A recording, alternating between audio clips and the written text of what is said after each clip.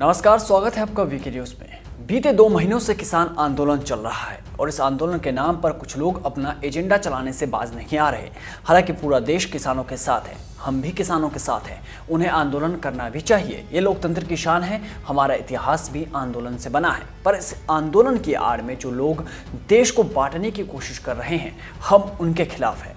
जी हाँ, देश को बदनाम करने के लिए अब इन प्रोपेगेंडाबाजों ने विदेशी चंद पैसे के लिए बिकाऊ कलाकारों का सहारा लेना शुरू कर दिया है, ताकि किसान के नाम पर जो आंसू निकलते हैं उसे चिंगारी में तब्दील कर दिया जाए और किसानों के कांधे पर बंदूक रखकर सरकार पर निशाना साधा जाए। और इसका जीता जागता सबूत है रिहाना।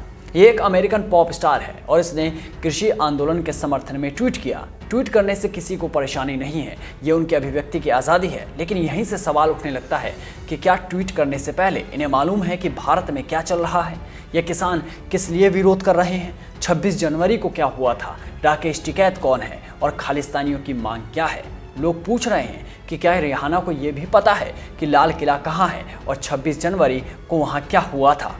जाहिर है, अभी रिहाना से पूछा जाए तो वो 3 कृषि कानूनों के नाम भी नहीं बता पाएंगी, जैसे आंदोलन के नाम पर प्रोपेगेंडा परोसने वाले नहीं बता पाते हैं। तो फिर सवाल ये भी कि रिहाना ने अचानक से ट्वीट किया क्यों, किस लिए और इसके लिए उसे कितने पैसे मिले और किसने दिए हैं? ये सवाल लोग सोशल मीडिया पर उसी से पूछ रहे हैं। रिहाना को ये ट्वीट करके पब्लिसिटी भी मिल गई और पैसा भी शायद मिला ही हो, क्योंकि इससे पहले तहलका ने भी एक स्टिंग किया था जिसमें कई कलाकार ये कहते हुए पकड़े गए थे कि 5 से 10 लाख रुपए लेकर जैसा लिख कर देंगे वो ट्वीट अपने हैंडल से कर देंगे।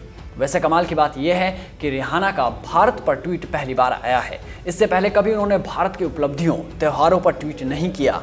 खैर, आपको बताते हैं कि रिहाना ने क्या कहा है। रिहाना ने खबर शेयर करते हुए लिखा, हम इस बारे में बात क्यों नहीं कर रहे। रिहाना ने #फार्मर्स प्रोटेस्ट के साथ ये ट्वीट किया था। इसके बाद इस ट्वीट के समर्थन में स्वरा भास्कर भी आ गई।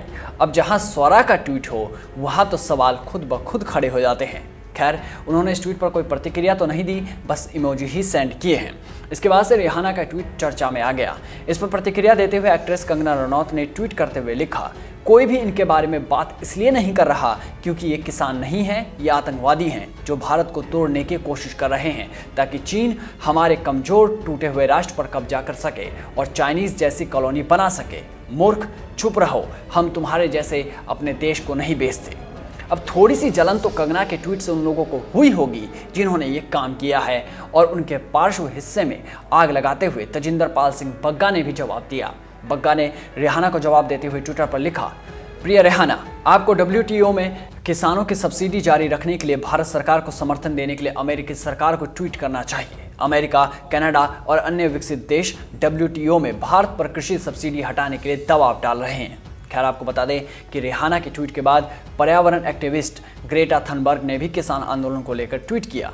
ग्रेटा ने ट्विटर पर लिखा, हम भारत में जारी किसान आंदोलन के साथ एकजुटता के साथ खड़े हैं। सिर्फ यही नहीं, प्रदूषण के खिलाफ राजधानी दिल्ली की सड़कों पर विरोध प्रदर्शन करने वाली भारतीय एक्टिविस्ट लिसिप्रिया कंगुजम ने भी किसानों के समर्थन में ट्वीट किया। उन्होंने अपने ट्वीट में लोगों से किसान आंदोलन का समर्थन करने की अपील की है। हालांकि लिसिप्रिया की उम्र अभी 9 साल है और अब इस ट्वीट के खेल में बहुत से लोग शामिल हो चुके हैं। हद तो तब हो गई जब मियां खलीफा ने भी किसान आंदोलन के समर्थन में ट्वीट किया और इंटरनेट बैन करने को लेकर सवाल उठाए। सवाल उठाने भी चाहिए, आखिर मियां की वीडियो पर लाइक्स कम आ रहे होंगे। अब मियां का ट्वीट आया तो कई लोगों को सबसे मेहनती किसान, डॉक्टर और प्लम्बर का काम संभालने वाले और वामपंथनों की पहली पसंद जॉनी भैया की भी याद आ गई होगी। वो लोग मांग कर रहे हैं कि जॉनी भी किसान आंदोलन में शामिल हो। वैसे आपको ये भी बता दें कि इससे कुछ होने वाला नहीं है। इससे पहले भी इन एजेंडाबाजों ने भारत के मुद्दों को UN तक ले जाने की कोशिश की।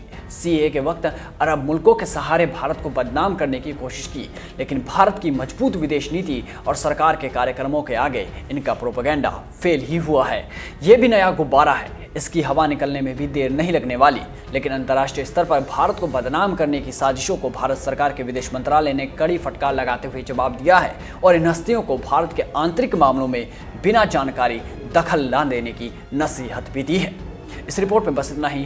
देश और दुनिया की तमाम बड़ी खबरों से जुड़े रहने के लिए बने रहिए वीके न्यूज़ के साथ। नमस्कार। ये खबर अच्छी लगे तो शेयर करना ना भूलें और चैनल को सब्सक्राइब करना ना भूलें।